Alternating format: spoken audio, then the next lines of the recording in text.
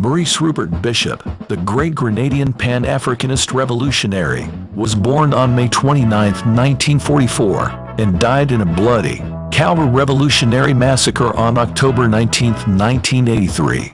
He was only 39 years old, the same age as Martin Luther King Jr. and Malcolm X when they were assassinated. Bishop excelled in high school as a youth of humble origins and later became president of the Student Council, the Debate Club, History Study Groups, and as student newspaper editor. While in high school, Maurice developed an interest in politics, history, and sociology. He was attracted to the ideas of Caribbean nationalism and became greatly interested in the 1959 Cuban Revolution. Nothing could overshadow the success of the Cuban Revolution. Reading the works of Julius Nyerere and Frantz Fanon, he became more inspired. Friends and enemies were impressed with his charisma and superb oratory skills, including the use of humor in his speeches, often ending his speeches with the rousing slogan, "Forward ever, backward never," which his audiences would repeat with revolutionary fervor. In 1963, the 19-year-old Maurice Bishop arrived in London to study law at the University of London. 3 years later, he received a Bachelor of Law degree. In 1967, he headed the Association of Students of the Royal College. He was one of the founders of the Legal Aid Office in the West Indian community in London's Notting Hill Gate community. Returning to Grenada in December of 1970, Bishop gave free legal defense services to striking nurses at the St. George's General Hospital who hoped to improve the living standards of their patients. 2 years later, he helped organize a conference on the Caribbean island of Martinique, which discussed strategies and actions for liberation movements.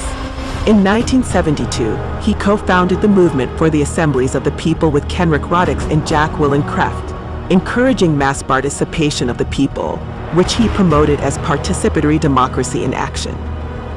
The philosophy of Julius Nyerere and Tanzanian socialism were guiding elements for the Movement for Assemblies of the People.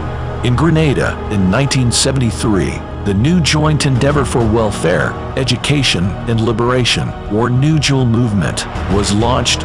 8 months later, Bishop and other leaders of the New Jewel movement were attacked by the police, arrested, badly beaten, and thrown into prison.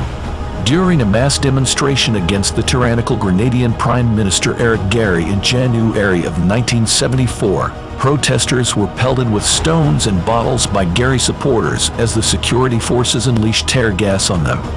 Rupert Bishop, Maurice's father, was leading women and children away from the danger when he was shot in the back and killed at the hotel door. Those events became known in Grenada as Bloody Monday, with unions and rural folks still loyal to Eric Gary. Bishop's New Jewel movement switched its focus from propaganda and mobilization of anti-government demonstrations to organizing party groups and cells in Grenada's towns, villages, and parishes. On the 6th of February 1974, the day before the proclamation of the independent state of Grenada, Bishop was arrested on charges of plotting an armed anti-government conspiracy, planning to assassinate the Prime Minister, and setting up guerrilla camps. He was taken to the Fort George prison. Throughout the 1970s, he continued his social justice law practice, notably defending activists and persecuted leaders of the Rastafarian movement across the Caribbean. In October 1975, he spoke at a seminar in Trinidad entitled Fascism: A Caribbean Reality. Elected to represent St. George's in the Grenada Parliament from 1976 to 1979, he held the position of Leader of the Opposition in the House of Representatives, steadfastly opposing the government of Prime Minister Eric Gary and his Grenada United Labour Party, which maintained power by a combination of state terror and fraudulent elections.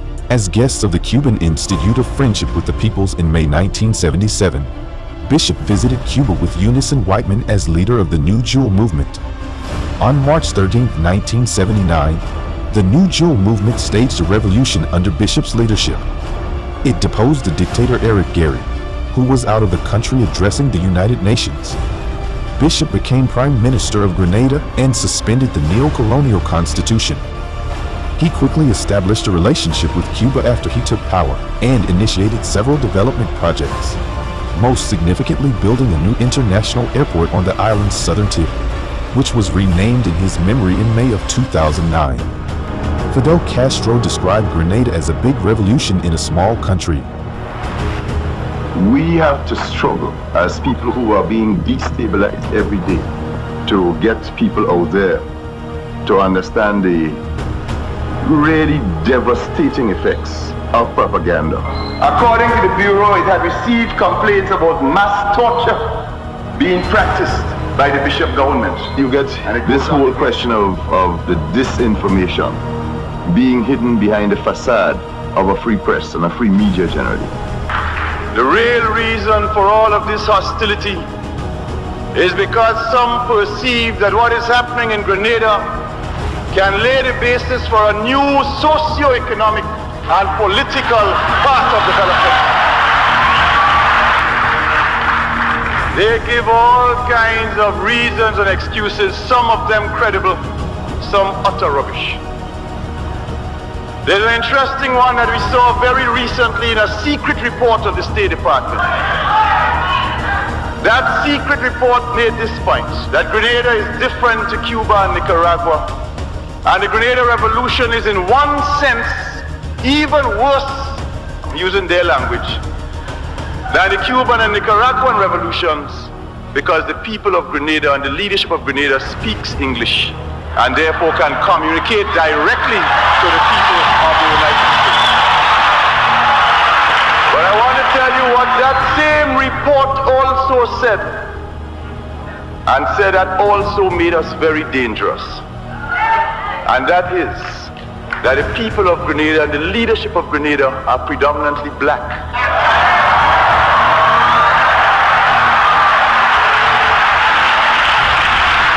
They said that 95% of our population is black, and they had a correct statistic. And if we have 95% of predominantly African origin in our country, then we can have a dangerous appeal to 30 million black people in the United States.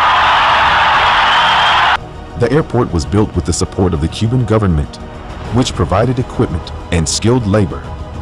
U.S. President Ronald Reagan falsely accused the People's Revolutionary Government of constructing a Soviet military base in Grenada and used that propaganda and other misinformation to justify the U.S. invasion of the country in October 1983.